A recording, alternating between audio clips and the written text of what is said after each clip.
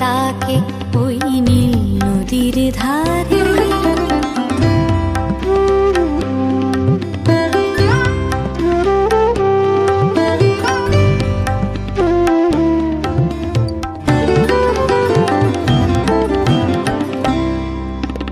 ঝরা পাতা উড়ে তাকে ছুঁয়ে বলে